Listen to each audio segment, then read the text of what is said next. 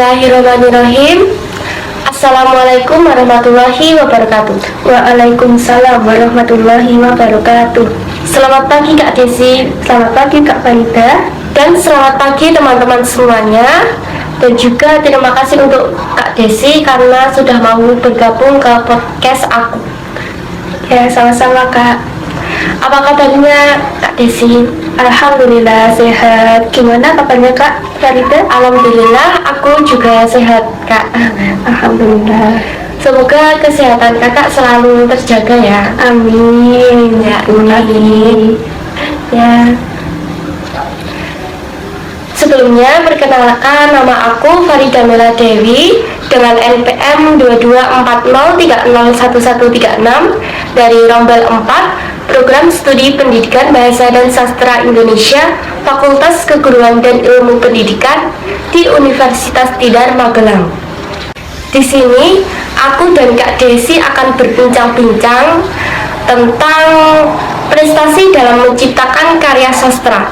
Menarik sekali ya, karena kita akan berbincang-bincang langsung dengan orangnya secara langsung tentang prestasi beliau dalam menulis cerpen. Pada kesempatan kali ini kita akan diberikan tips atau strategi agar kita dapat bisa menang dalam mengikuti lomba menulis cerpen. Sebelumnya boleh perkenalan dong Kak? Baik, terima kasih. Halo teman-teman, perkenalkan aku Anifa Desi Widyasari dengan program studi pendidikan IPA Fakultas Keguruan dan Ilmu Pendidikan Universitas Tidar. Salam kenal. Dari kelas apa Kak? Aku dari kelas Rombel 3. Oh, Rombel 3. Iya. Baik Kak, aku akan berbincang-bincang terkait tips atau strategi dan pertanyaan lainnya terkait bagaimana caranya agar bisa memenangkan lomba menulis cerpen. Kakak mengikuti lomba menulis cerpen itu pada saat SMA atau SMP? Saya mulai mengikuti lomba cerpen itu waktu SMP. Waktu itu aku ditunjuk oleh guru. Jadi lombanya itu tingkat kota begitu. Tapi aku waktu itu kurang dapat pengalaman dan juga ilmu-ilmu, jadinya nggak menang. Terus habis itu waktu SMA kebetulan waktu SMA itu guru aku ngasih pengumuman siapa yang mau ikut menulis cerpen nanti dijadikan buku. Nah waktu itu aku tertarik nih. Nah habis itu ya aku ikut dan kebetulan waktu tahun 2020 itu aku dapat juara 1 dan tahun 2021 itu aku dapat juara 2 gitu kan. Apa yang menginspirasi kakak dalam mengikuti lomba cerpen? Waktu itu mungkin karena dari kecil ya aku tertarik membaca, terus aku juga suka nulis. Terus waktu kecil itu zamannya HP yang kecil itu yang cuma bisa buka buat internet itu aku suka nge-search di Google cerpen tentang persahabatan, cerpen tentang kesedihan gitu-gitu. Jadi emang dari kecil suka banget baca-baca cerpen. Terus juga kebetulan ayah aku jualan buku. Terus kalau waktu aku ikut ayah aku kerja, terus suka minta dibeliin buku tentang kayak buku dongeng gitu-gitu, kayak Pangeran Cinderella, Pangeran itu gitu Kak. Pada saat kakak Desi ini mengikuti lomba menulis cerpen itu kira-kira butuh waktu berapa lama untuk menyelesaikan menulis cerpen? Baik, kurang lebih 1 minggu ya, soalnya waktu SMA itu aku kan juga fokus sekolah, jadinya ya cuma ada waktu sedikit juga dari pihak gurunya dikasih tenggat cuma sebentar jadinya ya itu kurang lebih 1 minggu lah selesai. Oh, itu berapa lembar ya Kak?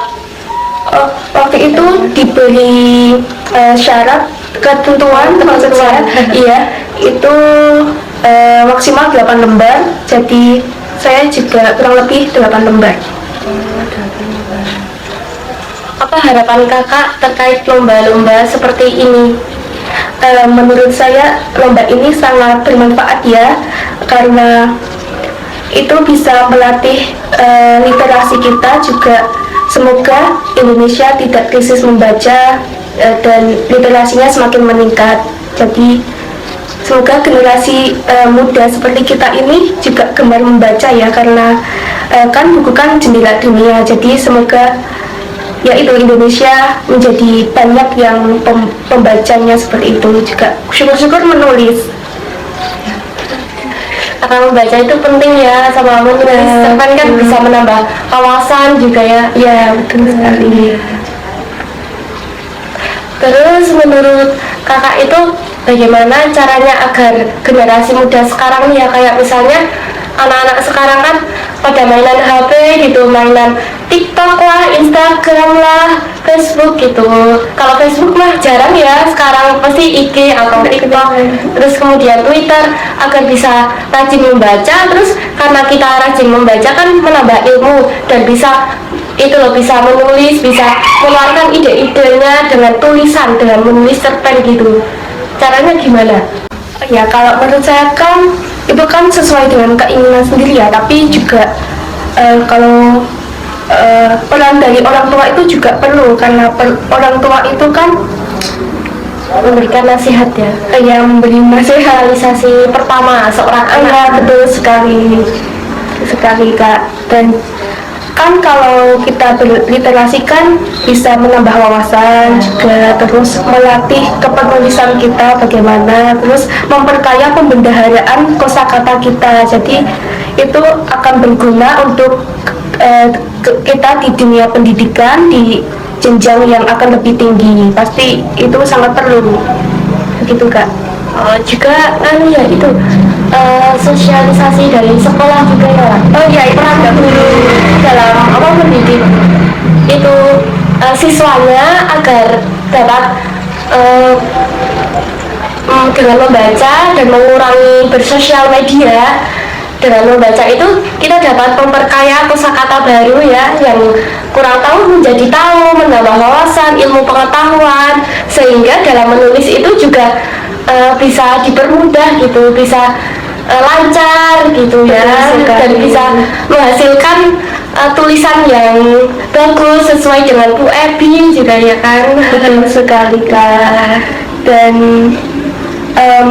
juga kegiatan di sekolah seperti misalnya kelas meeting, terus OSIS gitu, mengadakan lomba-lomba cerpen, itu juga sangat bagus untuk melatih kita dalam menulis seperti itu Kak.